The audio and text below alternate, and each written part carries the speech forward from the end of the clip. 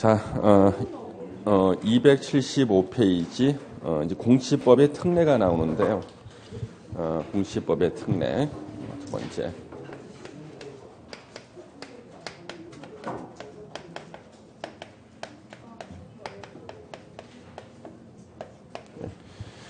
자, 이 공시법의 특례는요, 우리가 이 수용권 취득, 사업 시행자가 수용권을 갖다가 취득하기 위한 요건이 있습니다. 근데 우리 수용에 대한 일반법이 공시법이에요. 대한민국의 어떠한 법이든지 그 법에서 수용이라는 단어가 나오면요, 공시법이 적용되는 게 원칙이에요. 그런데 개별 법률에서 우리가 요 조문만큼은 공시법을 적용받지 않고 우리 법의 독자적인 법률 규정을 적용하겠다. 그러면 그것을 인정해 줍니다. 그래서 수용에 대해서는요, 다 공시법을 적용합니다만은 공시법을 적용하지 않는 게 두 개의 조문이 있어요. 도시개발법에서요. 우리 공시법은 사업 시행자가 수용권을 취득하기 위한 요건을 사업인정 고시가 있을 때라고 합니다. 사업인정 고시. 그래서 공시법에서는 사업 시행자가 수용권을 취득하고 싶으면은 자기가 하는 사업이 공익사업이라고 인정을 받아야 돼요. 이걸 인정해 주는 사람이 국토부 장관이에요. 그래서 내가 공시법상 사업 시행자다. 나 국민들의 토지, 건물 등을 수용하고 싶다. 그러면 제일 먼저 해야 될 것이 국토부 장관을 찾아가서 국토부 장관한테 내가 지금 하고자 하는 사업이 공익사업이라고 인정을 받아야 돼요. 이것을 사업인정이라 그래. 사업인정 고시가 있으면 그때 사업시행자가 수용권을 취득하게 돼요. 그래서 우리가 공시법을 보면은요, 공시법에는 공익사업의 종류가 쭉 나열이 돼 있어요. 이런 것들이 공익사업이다. 그 중에 하나가 자기가 하고자 하는 사업이라고 딱 찍어서 인정을 받아야 되는 거예요. 예. 그런데 우리 도시개발법에서는요, 도시개발법에서는 사업 시행자가요, 사업 인정 고시를 받지 않아도 돼요. 자기가 수용하고 싶은 상세한 목록, 세부 목록을 고시하면은요, 사업 인정 고시가 있었던 것으로 본다. 그 말은 수용권을 준다 그런 뜻이에요. 세부 목록 고시만 있으면 사업 인정 고시가 있는 것으로 본다. 그 말은 사업 시행자가요, 자기가 수용하고 싶은 목록들이 있어요. 그래서 아무 개가 갖고 있는 토지, 건물. 성함이 어떻게 되십니까, 성함이? 문정욱 씨? 그러면 문정욱 소유 몇 번지 토지 이렇게 쓰는 거야. 그래서 쭉 써. 그러면 이것을 갖다가 세부 목록을 고시하는 거예요. 그러면 이게 수용권을 취득하게 된 요건이 돼버려요. 쉽게 말해서 자기가 수용하고 싶은 거, 이름하고 집원하고 건물 번지 다 쓰잖아요. 갖다 고시하면 수용권 줘. 세상에 이렇게 편한 게 어디 있어. 그러면 도시개발법에서는요, 도시개발 사업은 공익사업이 아니라도 수용권을 준다는 뜻이에요. 그래서 도시개발법에서는 세부 목록 고시만 있으면 쉽게 말해 나 이거 갖고 싶어 해서 고시만 하면은 그냥 수용권 주는 거야. 예. 쓰면은 줘 그냥. 예. 그래서 공익사업이 아니라도 자기가 갖고 싶은 거 써서 벽에 갖다 붙이기만 하면 수용권 준다. 이러면은 듣는 국민들 기분 나쁘잖아. 그래서 알아듣지 말라고 세부 목록 고시가 있으면 사업인정 고시가 있는 것으로 본득히 쓰는 거예요. 그 말은 세부 목록 고시가 있으면 수용권을 준다 그런 뜻이죠. 그러면 수용의 요건이 공시법하고 도시개발법 어느 쪽이 더 완화가 돼 있나요? 도시개발법이 더 완화가 돼 있죠. 도시개발법에서는 공익사업이 아니라도 수용권을 주기 때문에. 그래서 도시개발 사업 시행자가요, 관광단지를 만들고 싶어. 관광단지 만드는 것은 공익사업이 아니야. 그래도 수용권을 받는 이유가 세부 목록 고시만 있으면 사업인정 고시가 있는 것으로 본다게 되는 거죠. 이것 시험에 아주 자주 나왔죠. 그 다음에 재결신청기간이라는 게 있습니다. 재결신청기간. 법원에서 하는 것은 재판, 행정기관이 하는 것을 재결이라 그래요. 재결 신청 기간은요, 공시법은 1년 내라고 돼 있어요. 이게 무슨 뜻인가? 우리가 수용보상금은 수용하는 사업 시행자하고 수용당하는 자가 협의로 정하는 게 원칙이에요. 근데 협의가 안 되는 수가 있어요. 수용하는 사업 시행자가 수용당하는 사람한테 너 수용보상금 1억 주겠다고 통지서가 와요. 이걸 받고 가만히 있으면 협의가 성립되는 거고요. 통지서 받고 내 땅은 2억짜리인데 무슨 소리야. 이의 신청하면 협의가 성립이 안 되는 겁니다. 이렇게 수용보상금에 대한 협의가 성립이 안 됐을 때는요. 수용당하는 사람은 재결 신청을 못하고 수용하는 사업 시행자만이 토지수용위원회에다가 보상금을 정해달라는 재결 신청을 할 수가 있고요. 이때 해야 되는 기간은 1년 내에 해야 돼요. 1년 내에. 그래서 여러분이 만약에 1억을 제시받고 2억 주세요. 이의 신청하죠. 그러면 이제 각오를 해야 돼. 새로운 보상금은 토지수용위원회에서 재결 결과에 따라서 내가 보상을 받게 되는데 이 토지수용위원회는요. 여러분들이 재결 신청을 못하고 시행자만 할 수 있다고요. 시행자는 1년 내에 해야 되는 제한 조건이 있어요. 그러면 다음 날 가서 재결 신청할 리가 없겠죠. 마지막 날 할까요? 1년 되는 마지막 날 가서 재결 신청하고 재결은 14일 내에 하게 돼 있으니까 보통 1년 14일 후에 자기가 받을 수용보상금이 확정이 될 거예요. 그래서 1년 14일 후에 받게 되는데 제일 좋은 것은 내가 2억을 받는 게 제일 좋아. 최악의 상황은 1억을 받는 거예요.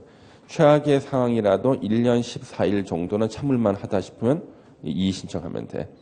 그런데 도시개발법은 그렇지가 않아요. 도시개발법은 재결 신청 기간이 사업 시행 기간 종료일이에요. 시행 기간 종료일입니다. 그러면 사업 시행 기간 종료일이라는 건 뭐냐면 도시개발 사업이 10년 걸린다 그러면요. 10년 되는 마지막 날 재결 신청을 시행자가 하고요. 10년 플러스 14일 후에 자기 수용 보상금이 확정될 수가 있어. 확정되고 보니까 최악의 상황이 발생했어요. 그대로 1억이야. 이거 주는 대로 받을 걸. 예? 괜히 더 달라 그랬다가 협의에 응해주지 않았다가 사업 시행 기간 종료일까지 재결 신청을 시행자가 하는 바람에 자기는 10년 플러스 14일 후에 1억을 받게 되는 일이 생길 수가 있거든요. 결국 이 조문 때문에 우리는 주는 대로 받아야 되는 거예요. 주는 대로. 요거 계속 시험에 나갔죠. 예. 그래서 말이 너무 어려워서 이게 무슨 말인지를 모르고 넘어가. 예. 이걸 갖다가 알고 나면은 막 붕괴하거든요. 붕괴. 그렇죠? 자, 사업 인정의 특례 나왔죠? 예. 세부 목록을 고시했을 때는 사업 인정 고시가 있었던 것으로 본다. 그래서 세부 목록 고시했을 때 수용권을 사업 시행자가 취득한다. 재결 신청 기간은요. 어디에도 불구하고 그 규정에는 1년 내라고 돼 있어. 그 규정에 불구하고 사업 시행 기간 종료일까지 재결 신청을 하여야 한다. 이거 시행자만 해요. 만약에 수용당하는 사람도 재결 신청할 수 있다. 우리는 바로 다음 날 가서 하겠지. 근데 우리 못하게 해놨어요. 시행자만 할 수 있어요. 예. 자, 이제 우리 토지 상환 채권을 이제 보셔야 되는데요. 토지 상환 채권. 예.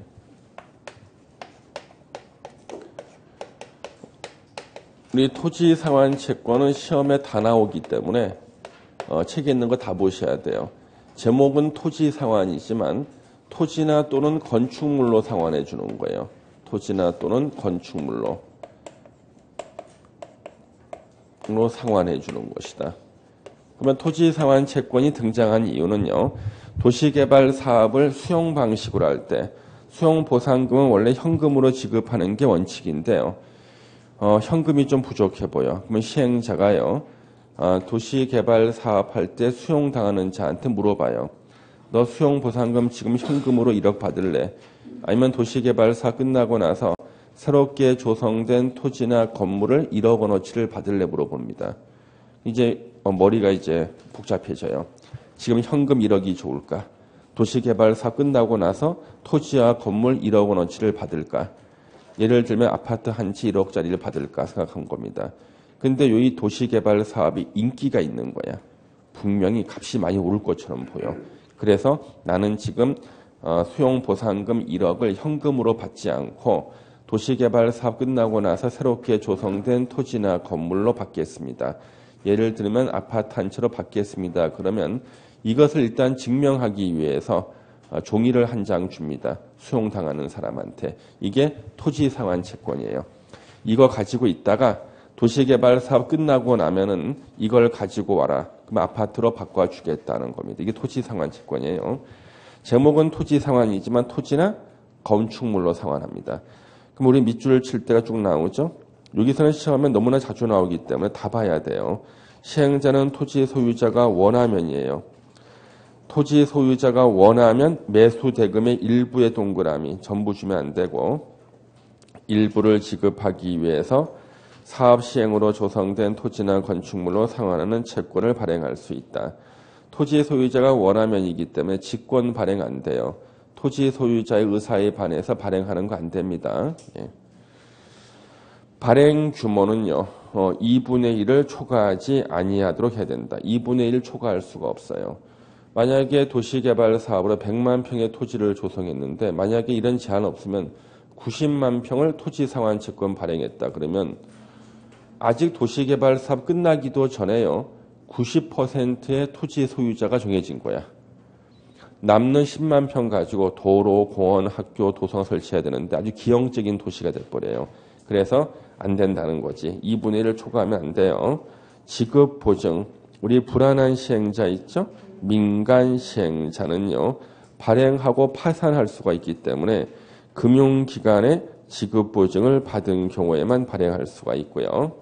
뒤로 쫙 넘기면은 민간 시행자든 아니면 공공 시행자든 지정권자가 시행자인 경우를 제외해서 시행자는 발행 계획을 작성해서 미리 지정권자한테 승인을 받아야 됩니다. 지정권자 지가 시행자일 때는 승인 받을 필요가 없고요. 발행 방법에서는 이율 나오죠. 이율은 발행자가 정한다는 게 시험에 계속 나와요. 그러면 토지상환 채권을 발행한 시행자는 채권자입니까? 채무자입니까? 채무자야. 자, 우리가 이자는요. 채권자가 정해, 채무자가 정해 원래. 채권자가 정하는 건데 이것만큼은 지금 채무자가 정하게 돼 있기 때문에 이걸 계속 시험에 내는 이유가 바로 그거예요. 분명히 이율은 이거는 채권자가 정해야 되는데 세상에 채무자인 발행자가 정한단 말이에요. 그렇죠? 예. 그래서 시험에 나오는 것이다. 발행자가 정한다.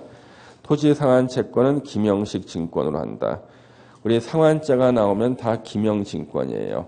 기명증권은 그 권리를 행사할 자가 증권에 써 있어요.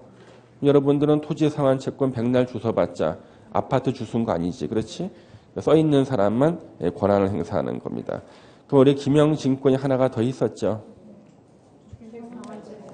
주택 상환 사채. 상한자가 나오는 게 항상 기명증권이죠. 예. 그 다음에 이제 거기 청약은 그런가 보다. 예. 동그라미 3번에 이제 이전이 나오는데요. 자, 토지 상한 채권을 이전하는 경우 취득자는 자, 성명 주소 밑줄 치고 토지 상한 채권 원부에 기재해 줄 것을 요청해야 된다. 이 토지 상한 채권 원부가 등기부하고 마찬가지 역할을 해요. 그래서 공시하는 방법이에요. 성명과 주소가 채권에 기재되지 아니하면 취득자는 발행자나 그 밖의 제3자에게 대항하지 못한다. 그리고 질권의 목적이 돼요. 니은번에 토지 상한 채권은 질권의 목적이 된다. 그 얘기는 뭐냐 그러면 우리 질권은요 동산하고 채권만 질권의 목적이 됩니다. 그래서 부동산은 질권의 목적이 안 되고 동산하고 채권. 그래서 채권을 담보로 맡기고 돈을 빌릴 수가 있어요. 동산을 담보로 맡기고 돈을 빌릴 수가 있듯이. 예, 그래서 그러면 요거 우리가 질권의 목적이 되는 채권의 특징은 양도성이 있는 겁니다. 그래서 토지 상한 채권은 양도성이 있다. 시험에 나왔었고요. 질권의 목적이 될 수 있다. 이것도 시험에 나왔었습니다. 예. 여러분들 그 중개사 시험에는 그 질권은 그 시험 범위가 아니죠. 예. 그 질권은 동산 질권이 있고요. 권리 질권. 이건 바로 권리 질권이라는 거예요, 이게요. 예. 채권을 맡기고 돈 빌리는 거. 예. 그럼 민법도 시험 범위 하려면 다 하던가. 총칙부터 친족 상속권 다 하던가. 왜 중간중간에 이렇게 빼놔? 공부하기 힘들게. 다 하지, 아예. 예. 그 친족 상속법에 다 해가지고. 그러면 공인중개사가 얼마나 좋아. 상담하다가 상속 문제까지 얘기해 줄 거 아니야. 이 부동산 사놨다가요. 이거 상속해 주면 돼요. 상속부는 다 알려주는 거야. 당신이 사놓으면 당신한테 얼마 되고 남편이 혹시 건강 좋아요? 안 좋대. 빨리 사놔. 예. 예. 남편 건강 안 좋다면 빨리 사놔. 그리고 예. 하라고 혼인신고 했는가 물어보고 다 알려주면 되잖아. 그래서 그런 것들 때문에 이제 고객들이 오는 거지. 예. 근데 우리는 공인중개사한테는 친족법 빼놨지, 상속법 빼놨지. 그러니까 그게 설명이 안 돼. 예, 그래서 상속 목적으로 부동산 취득하라는 거 딱 얘기하잖아. 그럼 거기 뭐 모르겠어. 그러면 상속분이 어떻게 되는데? 뭘 알아야 대답을 하지. 그렇죠? 예. 그래서 부부 보고 부부가 만약에 자식이 없다 그러면은 그럴 때는 상속을 갖다가 부모가 받거든요. 아주머니요. 살아있는 배우자하고 부모로 가거든요. 그때는 빨리 자식을 만들어야 돼. 그래야지 이제 부모한테 안 가고 자식한테 가거든요. 그러니까 시아버지, 시어머니가 있다. 그랬을 때 자식이 없으면은요, 남편이 죽으면은 시아버지, 시어머니하고 이 마누라가 공동 상속이 되지. 자식이 있으면은 시아버지, 시어머니가 빠지고 그 자식하고 자기하고 공동 상속. 예. 그러니까 그런 것들을 갖다가 알아야지 이제 상속 목적으로 부동산 취득하라고 이렇게 하는데 다 빼놓으니까 말은 일단 상속 목적으로 취득하시라 그랬는데 굳이 뭐 대답을 못 하는 거예요. 그래서 제가 항상 생각하는 게, 자, 이 중개사 시험에 민법을 다 집어넣으면 참 좋을 텐데, 공부하기 힘들겠지만, 예. 그럼 경쟁력이 있잖아요, 경쟁력이. 자, 그래서 거기 보시면은, 이제 질권의 목적이 되고 양도성이 있다는 거, 그것을 좀 알아두시고요. 오른쪽이 이주대책은요, 밑줄 치면 시행자가 이주대책을 마련합니다. 그렇죠? 지정권자가 아니야. 이주대책을 수립 시행하는 사람은 시행자입니다. 예, 시행자. 그다음에 선수금은요. 돈부터 먼저 내라는 게 선수금이에요. 우리 아파트 선분양하죠. 다 선분양. 허허 벌판에 아파트를 지어주겠다는 조감도만 보고 돈부터 먼저 내. 세상에 이거 선분양이야. 선분양. 그렇죠? 예. 이 선수금 역시 마찬가지예요. 도시개발 사업 끝나고 나서 토지나 건물로 분양받을 자에게 대금부터 먼저 내라는 게 선수금입니다. 그래서 시행자는 조성 토지 등과 도시개발 사업으로 조성되지 아닌 상태의 토지, 원형지를 공급받거나 이용하려는 자로부터 해당 대금의 전부나 일부를 미리 받을 수 있다. 미리 받아서 사라질 수가 있기 때문에 지정권자한테 승인을 받아야 됩니다. 예. 자, 시행자는 공사 완료 공고 전에 미리 토지를 공급하거나 시설물을 이용하게 한 후에는 그 토지를 담보로 제공해서는 안 됩니다. 담보 제공 금지. 선수금을 환불할 경우도 있다. 그런가 보다. 예. 한번 읽어보시고요. 그 다음에 이제 원형지가 이제 시험에 자주 나오는데 원형지, 개발되지 않은 땅이 이제 원형지입니다. 그럼 이 원형지가 왜 등장하냐 그러면 원래 우리 도시개발 사업의 시행자의 주된 역할은 토지를 조성해서 공급하는 게 도시개발 사업 시행자의 주된 역할이에요. 조성 토지를 공급하는 거, 조성 토지 공급, 전답 임야를 매입하거나 또는 수용해서요. 임야를 깎고 전답을 메워서 대지를 조성하고요. 이것을 분양받고자 하는 자한테 토지를 공급하는 게 도시개발 사업 시행자의 주된 역할이다. 그런데 원형지는 전답 임야를 자기가 매입하거나 수용한 상태로 그대로 다시 되파는 것을 원형지 공급이라 그래요. 시행자가 본래 할 짓이 아니죠. 그렇죠? 예. 원형지 공급은 아주 예외적으로만 인정하겠다. 도시를 자연 친화적으로 개발하거나 복합적 입체적으로 개발하기 위해서 필요한 경우에는 지정권자의 승인을 받아 밑에 어느 하나에 해당하는 자, 이 자를 우리는 원형지 개발자라 그래요. 원형지를 공급받는 자를 원형지 개발자라고 합니다. 자에게 원형지를 공급해서 개발하게 할 수 있다. 다음 페이지 봤는데 첫 번째 줄이 시험에 무진장 많이 나왔지. 공급될 수 있는 원형지 면적은 도시개발구역의 전체 토지 면적 3분의 1 이내로 한정한다. 3분의 1 이내로 한정합니다. 예. 자, 그러면 아까 우리 2분의 1을 초과할 수 없다고 있었죠. 어디서 나왔어? 토지상한채권. 3분의 1 이내. 이거 원형지인데요. 요 두 개를 바꿔서 시험에 계속 내. 지금은 맞출 것처럼 자신감이 생기지만 시험지 받아봐. 기억이 안 나. 원형지가 세 글자니까 3분의 1 이렇게 기억해놔야 돼. 예. 근데 시험에서 3분의 2로 나오면은 분모가 3자까지는 기억나는데 예. 원형지 3분의 1이야. 예. 1까지만 한정한다. 그 다음은 원형지를 공급받는 자, 박스 안에 있는 자가 원형지 개발자라고 불려요. 국가, 지자체 나왔죠. 공공기관 나왔죠. 지방공사 나왔죠. 야, 그런데 시험에서요, 세상에 아직 우리 기출문제는 안 나왔는데 다른데 시험 내신 걸 봤더니 세상에 이걸 낸 거야. 정부 출연기관. 세상에.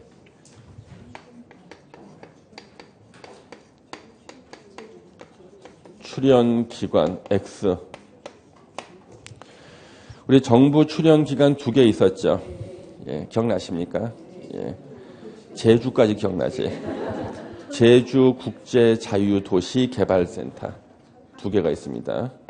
제주국제자유도시개발센터 하고 그 다음에 한국철도시설공단 한국철도시설공단 그 제주국제자유도시개발센터가 제주도에 있거든요.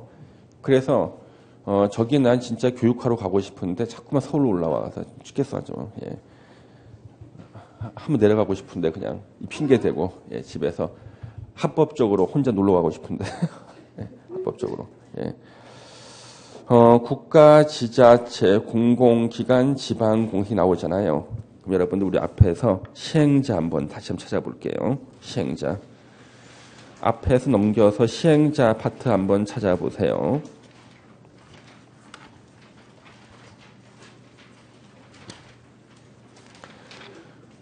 자, 여러분들 어디가 나오냐 그러면 255페이지 있죠? 자, 국가, 지자체, 공공기관, 정부 출연기관 다음이 지방공사였잖아. 그렇죠? 그러면 도시개발 사업을 우리 공공시행자, 국가, 지자체, 공공기관, 정부 출연기관, 지방공사인데 지금 현재 원형지를 공급받는 원형지 개발자에는 국가, 지자체, 공공기관, 지방공사만 나오고 하나가 빠져 있잖아. 정부 출연기관. 그래서 이것을 갖다가 틀린 지문 쓰는 문제를 봤다니까 어디서. 예, 봤다니까. 언뜻 보면 우리 공공시행자는 다 여기 원형지를 공급받을 수 있는 원형지 개발자가 될 것처럼 보이지만 하나가 빠져 있지, 그렇죠? 예, 하나가 빠져 있다. 이걸 예리하게 시험에 내더라니까. 아직 우리 기출 문제는 없고요. 예. 정부 출연 기관은 원형지를 공급받을 수 있는 원형지 개발자가 될 수 없다. 예, 알아두시고요. 그 다음에 이게 4번에 보시면 공모에서 선정된 자가 있어요. 예. 공모에서 선정된 자, 공모에서. 5번, 원형지를 학교나 공장 등의 부지로 직접 사용하는 자. 그래서 학교 용지로 직접 사용하거나 공장 등의 부지로 직접 사용하는 자. 뭐 공장 부지로 사용하는 어떤 법인이나 학교 법인이나 이런 데겠죠. 예. 학교 공장 알아두셔야 돼요. 학교 공장. 예. 학교 공장. 그래서 학교 공장 부지로 직접 사용하는 자도 원형지를 공급받을 수 있는 원형지 개발자가 될 수 있다. 가로 2번에 이제 공급계획 작성이 나왔죠. 예. 지정권자에게 승인 신청할 때 공급계획을 작성해서 함께 제출. 예. 그 다음에 동그라미 이제 거기 3번, 4번 볼 때 동그라미 4번에요. 지정권자는요. 원형지 공급 승인을 할 때는 용적률 등 개발 밀도, 토지 용도별 면적 및 배치, 교통 처리 계획 및 기반 시설 설치 등에 관한 이행 조건을 붙일 수 있다. 핵심은 이행 조건을 붙일 수 있다. 그래서 지정권자가 원형지 공급 계획에 대해서 승인할 때는 이행 조건을 붙일 수 있다. 조건부 이제 승인하는 거죠. 매각 제한이 가장 시험에 많이 나온 지문 중 하나죠. 원형지 개발자는요, 10년 범위 내에서는 원형지를 매각할 수 없다. 단 국가지자체는 매각할 수 있다. 이주형 주택이나 공공문화시설 등 대통령령으로 정하는 경우로서 미리 지정권자 승인을 받은 경우에는 이때는 매각할 수 있다. 원형지 공급 승인 취소 등이 나오거든요. 동그라미 1번에 지정권자의 밑줄을 치세요. 이거는 지정권자가 지금 요구하는 겁니다. 지정권자가 요구하는 거. 지정권자가 공급 승인을 취소하거나 시행자로 하여금 하라고 요구하는 거 세 가지가 있고요. 동그라미 2번은 시행자가 공급 계약을 해제할 수 있는 경우가 있어요. 그래서 시행자가 공급 계약을 해제할 수 있는 경우, 박스 안에 4개가 있는데요. 1번에 착수하지 아니하는 경우, 2번 지연하는 경우, 3번 제3자에게 매각하는 경우, 4번 공급계약 내용을 위반한 경우. 4개가 나 있죠. 예. 그래서 여기는 시험에 나온 적은 없어요. 예. 근데 지금 하나 여쭤볼게요, 여러분요. 박스 안에 1, 2, 3번은 지정권자가 공급 승인을 취소하거나 시행자한테 조치를 취할 것을 요구할 수 있는 게 3개가 있고, 밑에 박스 4개는요. 시행자가 공급 계약을 자기가 해제할 수 있는 거, 소급효과지 해제가 4개가 있는데, 여러분 4개에다가 틀린 지문 하나를 넣고 싶을까? 아니면은 5개 지문을 갖다 써놓고 나서 조치를 취할 것을 요구할 수 있는 거 3개를 찾으라 그럴까? 예. 3개를 찾으라. 바르게 묶인 거 돌아갈까? 예. 그냥 요 4개에다가 위에 3개 중에 하나를 집어넣겠지. 그렇죠? 예. 그래서 여기 보시면요. 지금 요것을 갖다가 기억을 해야 되는데, 예. 지금 위에 박스에는 하지 아니하는 경우가 3개가 나오죠. 그렇죠? 하지 아니하는 경우. 예. 예. 근데 밑에 박스에는 하지 아니하는 경우가 1번에만 나와요. 그렇죠? 예. 1번에만. 그래서 나머지 3개는 다 한 경우야. 지연하는 경우, 매각하는 경우, 위반한 경우, 다 하는 경우. 그렇죠? 예. 그래서 이거는 지금 외우란 얘기가 아니라 한번 문제의식을 한번 보란 얘기예요. 예. 그 다음에 밑에 이제 참고가 나오는데, 여러분 참고는 책이 깨끗하지? 예. 근데 이 참고에서도 우리가 하나 정도는 이제 한 줄만 기억을 할 게 있어요. 왜냐하면 학생들한테 틀리라고 내는 것들이 있거든. 우리는 틀리라고 내는 거는 하나만 찍어서 해서 나오면 맞추고 안 나오면 그만이야. 왜? 그거 아니라도 시험 붙어. 예. 그래서 지금 원형지 공급에 대해서 나올 때요. 자, 동그라미 3번. 대통령령으로 정하는 기간. 이게 뭐냐면 왼쪽에 가로 3번에 매각 제한할 때 있었죠. 10년 범위 내에서 대통령령으로 정하는 기간 그랬죠. 시험에서는 주로 10년만 나오지만 10년 범위 내에서 대통령령으로 정하는 구체적인 기간을 지문에서 물어볼 수가 있어요. 다음 각호 기간 중 먼저 끝나는 기간을 말한다. 원형지에 대한 공사 완료 공고일로부터 5년, 원형지 공급 계약일로부터 10년, 둘 중에 먼저 끝나는 걸 말한다.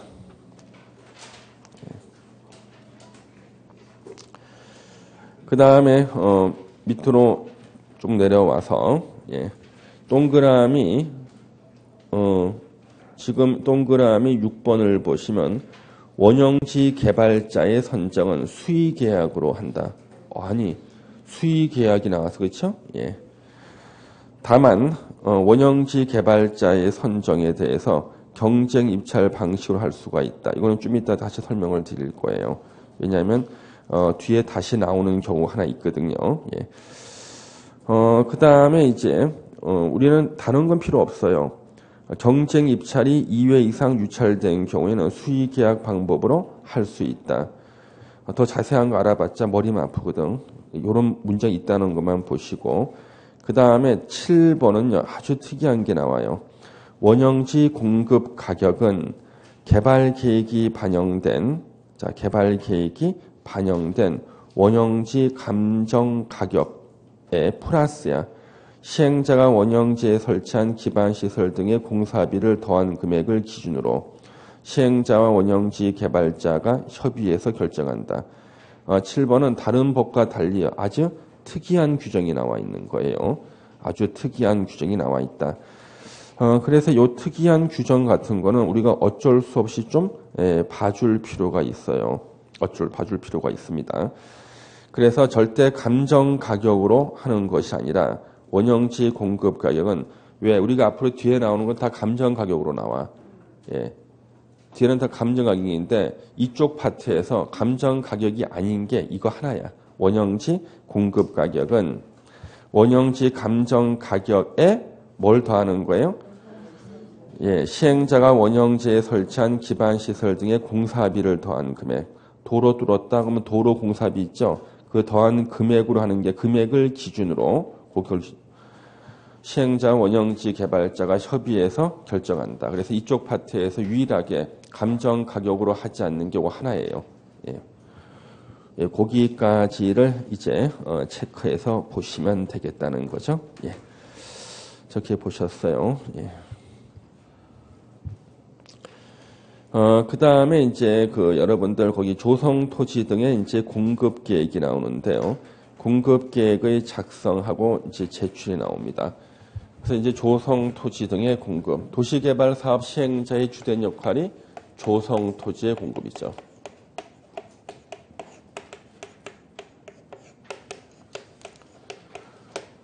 토지를 조성해서 공급할 때 우리 원칙이 경쟁 입찰입니다. 원칙이 경쟁 입찰. 땅값 많이 써낸 순서대로 토지를 공급하는 거죠. 예외가 뭔가 제비뽑기, 추첨, 그 다음에 수의 계약이 있습니다. 그러면 시험에는 추첨으로 할 수 있는 경우하고 수의 계약으로 할 수 있는 것이 이게 시험 문제가 돼요. 이게 계속 시험에 나오거든. 이건 기억해야 됩니다. 그래서 시행자가 이제 공급 계획을 작성해서 제출하고요. 가로 2번에 1번 조성 토지 등을 실시 계획에 따라 공급해야 됩니다. 이때 시행자는 기반 시설의 원활한 설치를 위해서 필요하면 공급 대상자의 자격을 제한하거나 공급 조건을 부여할 수 있다. 그래서 대형 건설회사, 일군 업체한테는 조성 토지를 공급하지 않겠다 할 수가 있어요. 그 실제 도시개발사 끝나고 나면은요, 우리 현대 힐스테이트라든가 삼성 레미안 이런 데가 없어요. 실제 가보면은요. 그래서 이름을 처음 들어보는 건설회사가 나옵니다. 아파트 이름을 쓰면은 오히려 분양이 안 돼. 그래서 마을을 써요. 별빛 마을, 달빛 마을, 예, 파란 마을, 하얀 마을. 이렇게 마을을 쓴다는 이유는 뭐야? 아파트 건설회사를 앞에 쓰면은 오히려 분양이 안 되거든. 그래서 그 2군이나 3군 업체들한테 공급 대상자 자격을 제한해서 공급해 줍니다. 싸게. 예, 공급해 주죠. 그 대신에 그 앞에 기반시설 하나 설치하라 그러고 막 그럽니다. 동그라미 2번 조성 토지 등의 공급은 경쟁 입찰이 원칙. 그 다음에 이쪽 파트가 약간 개정이 됐어요. 동그라미 3번 작년 좀 달라졌어요. 작년에 공부하신 분들은 작년에 이쪽 파트는 달라졌습니다. 예. 기억이 안 나시겠지만 달라졌어요.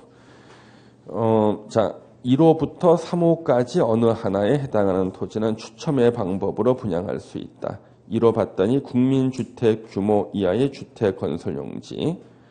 국민주택 규모가 뭐예요? 85제곱미터 이하죠. 예. 예외가 100제곱미터 이하. 예. 그래서 국민주택 규모는 주거 전용 면적 85제곱미터 이하가 원칙이지만 예외 100제곱미터 이하도 있다. 그 다음에 공공택지. 국토교통부령으로 정하는 면적이 330제곱미터예요. 100평. 330제곱미터 이하의 단독주택용지나 공장용지. 자, 그러면은 이런 것들은 추천 방법을 분양할 수 있는데 다만이 올해 새로 생긴 거죠. 1호부터 4호까지 규정에 따른 시행자, 바로 공공시행자예요. 공공시행자가 1호에 나오는 국민주택 규모 이하의 주택 건설 용지 중 임대주택 건설 용지를 공급할 때는 추첨의 방법으로 분양해야 된다. 그러면 작년에는요, 국민주택 규모 이하의 주택 건설 용지라고 쓰고 그 뒤에 가로에 임대주택 건설 용지 포함이라고 돼 있었거든. 그러면 작년 달라진 게 가로를 없앴거든. 그런데 작년까지는 공공시행자라는 말이 없었다고. 올해 바뀐 거는 이제는 민간시행자 아니라 공공시행자가 주택 건설 용지에다가 임대주택 건설 용지를 공급할 때는 추첨의 방법으로 분양해야 된다. 그래서 국민주택 규모 이하의 주택 건설 용지 중 임대주택 건설 용지를 공급할 때 누가? 공공시행자가. 민간시행자 X야. 작년까지는 공공시행자냐 민간시행자냐 이런 구별이 없었다니까요. 그래서 작년까지는 임대주택 건설 용지를 공급할 때도 추첨이었는데 올해는 임대주택 건설 용지를 누가 공급할 때? 공공시행자가 공급할 때만 추첨이라고. 그게 하나 차이가 생긴 거예요. 그래서 동그라미 이제 4번 이런 것들 공부하는구나. 그런가 보다. 우리는 관심이 없어 이런 거. 동그라미 5번이 수의계약입니다. 수의계약. 그럼 여러분들 그 순수 수의 조건 배웠죠? 그때의 수의입니다. 민법에 나오는 순수 수의 조건. 이건 무효 아닙니까? 순수 수의 조건. 내 마음이 내키면은 공법 예상 문제를 찍어주겠다. 순수 수의 조건. 조건 발생이 당사 표의자의 결정에 맡겨진 거죠. 그러면 이때 수의가요, 바로 그때 그 수의고요. 민법에서는 계약 자유의 원칙이라고 부르고요. 공법에서는 수의계약이라 불립니다. 수의계약. 수의계약. 죽을 때 입는 옷이 아니에요. 수의계약. 그 다음에 그러면 수의계약 방법으로 조성 토지를 공급할 때는요. 토지를 반드시 공급해 줘야 되는 경우예요. 반드시 조성 토지를 줘야 될 때는 추첨이나 경쟁 입찰로 공급 안 해줍니다. 수의계약으로 해요. 학교용지나 공공청사용지. 1의 2가 올해 신설됐죠. 임대주택 건설 용지를 밑에 나오는 공공시행자들 있죠. 시행자. 총지분의 50%를 초과해 출자한 부동산 투자회사에 공급하는 경우 지네들이죠. 지네들한테는 수의계약으로 공급. 시설물, 존치 않은 시설물의 유지관리. 그 다음에 다음 페이지. 전부를 시행자에게 양도한 자. 바로 대신 다른 땅을 줘야 돼. 우리 흔히 이것을 대토라 그럽니다. 대토. 대신 다른 땅을 줘야 돼. 토지 상환채권 받은 사람은 무조건 줘야 되죠. 그래서 수의계약. 5번은 가치가 현저히 낮은 토지. 이럴 때는 수의계약으로 팔아야 돼요. 공급한다. 6번요. 선정된 자. 6번은 선정된 자. 6의 2. 외국인 투자 촉진이죠. 그렇죠? 외국인 투자 기업에게 공급할 때. 대행 개발 사업자. 그다음 경쟁 입찰 추첨 결과 2회 이상 유찰됐을 때 수의계약할 수 있다. 예. 그렇게 보시면 되고요. 그다음 6번에 조성 토지 등의 가격 평가는 감정 가격을 원칙으로 합니다. 예. 그다음에 우리 밑에 이제 학교 용지 등의 공급 가격이 나오는데 학교나 폐기물 처리 시설, 이주 단지 조성 등등이 나오는데 감정 평가한 가격 이하로 정할 수 있다. 이게 예전에는요, 조성원가였습니다. 예전에는 조성원가였는데 이것이 바뀌었어요. 개정이 돼서 감정 가격 이하로, 가격 이하로 바뀐 거예요. 예전에는 조성원가로 공급할 수 있다 했는데 지금은 감정 가격 이하로 공급할 수 있다. 어느 쪽이 더 낮은 가격으로 공급할 수가 있을까요? 조성 원가대로 공급하는 게 낮아요. 감정평가한 가격 이하가 낮아요. 예? 하나 물어볼게요. 여러분, 10년 이하의 징역이 더 강한가? 1년 이상의 징역이 더 강한가? 1년 이상의 징역이 있고요. 10년 이하의 징역이 있어. 어느 쪽이 더 강한 거야? 1년 이상이 더 강한 거야. 왜냐하면 10년 이하의 징역은요. 징역은 1개월부터 징역이기 때문에 징역 1개월도 가능해. 그러면 1년 이상 징역은 최소 1년 이상이 있고요. 징역은 25년이 최고니까. 그러니까 이제 그게 10년 이하가 더 약한 거야. 1년 이상이 더 강한 거고요. 조성 원가가 만약에 1억이다. 무조건 1억에 공급해야 돼. 감정 가격이 2억이고 조성 원가가 1억이다. 1억 밑으로 공급해도 돼. 감정 가격 이하니까. 예. 그래서 이게 훨씬 더 낮게까지 갈 수 있어요. 예. 조성 원가를 해놓으니까 조성 원가 이하로 공급을 못해. 예. 그렇잖아요. 그래서 감정 가격 이하로 바꾼 거예요. 이렇게 바꾼 곳이요. 우리 시험 범위에서 3군데가 있었거든. 그 중에 2군데는 이미 시험에 나왔는데 이것만 시험에 안 나왔어요. 그래서 이걸 왜 안 낼까? 예. 그래서 이상해서 지난번에 학회에 가가지고 이거 시험을 갖다 이제 냈던 분한테 알려드렸어요. 이거 아직 안 나왔다고. 그래요? 아직 안 나왔다고. 혹시나 까먹고 있을까봐 알려줬어요. 예. 왜냐하면 이건 굉장히 중요한 개정이기 때문에요. 이게 주택법이 있었거든요. 주택법에도 그것도 다 나와서 시험에 이것만 안 낸 거야. 그래서 이거 내실 분한테 알려드려서 아직 안 나왔다고. 예. 알려드리고. 예. 그 다음에 283페이지 박스 있잖아요. 이 박스 좋아하시는 분이 한 분 계셔요. 그래서 이분은 뭘 좋아하냐 그러면 무료를 굉장히 싫어해요. 그래서 이번에 사회복지시설이 무료일 때는 감정 가격 이하로 공급할 수 있는데 유료 시설일 때는 감정 가격 이하로 공급이 안 돼요. 예. 그래서 사회복지시설을 갖다가 설치하기 위해서 조성 토지를 공급할 때는 그 시설이 무료 시설일 때는 공급할 수 있어요. 예. 감정 가격 이하로. 유료 시설은 감정 가격 이하로 공급할 수가 없습니다. 공공청사, 지네들이 쓰는 거죠. 그 다음에 3번에 보시면 공장 나와요. 공장. 예, 공장. 4번에 임대주택. 국민주택 규모 이하의 공동주택 나왔고요. 6번은 관광진흥법이라는 법이 있어요. 예, 거기 보시면은 호텔업 시설인데 공공시행자가 200실 이상의 객실을 갖춘 호텔 부지로 토지를 공급하는 경우로 한정해서 감정 가격 이하로 공급할 수가 있습니다. 예, 그래서 이런 것도 한 번씩 체크해 보시면 충분해요. 어차피 문제 풀 때 또 볼 겁니다. 예. 자, 그 다음에 이제 보시면 동그라미 2번이 올해 신설된 건데, 공공시행자는, 위 박스에 나오는 그 토지 외에, 자, 밑줄 쳐보세요. 지역 특성화 사업 유치 등, 지역 특성화 사업 유치 등. 지역 특성화 사업, 이천의 쌀, 이런 것들이 있지 않습니까?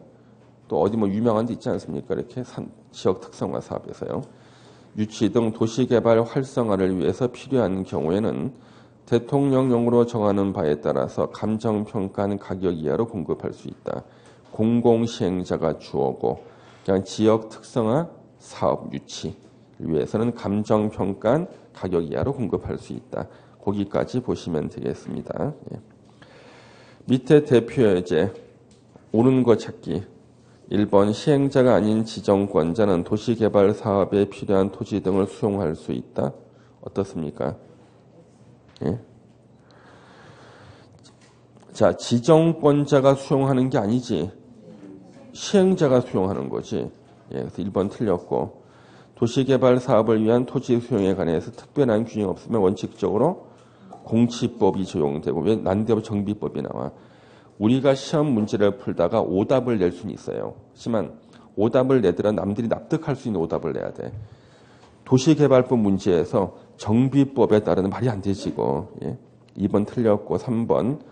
수용 대상이 되는 토지의 세부 목록을 고시했을 때는 공치법상 사업 인정 고시가 있었던 것으로 본다. 3번이 정답이네. 그렇죠? 3번.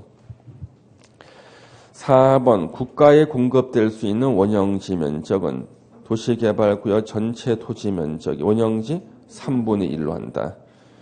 국가든 누구든 원형지 개발자한테는 3분의 1까지죠. 예.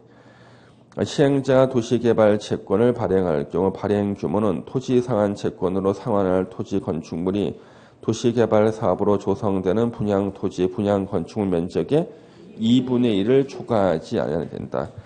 2자까지는 기억이 났는데, 예? 3분의 2, 아니 2분의 1이죠. 예.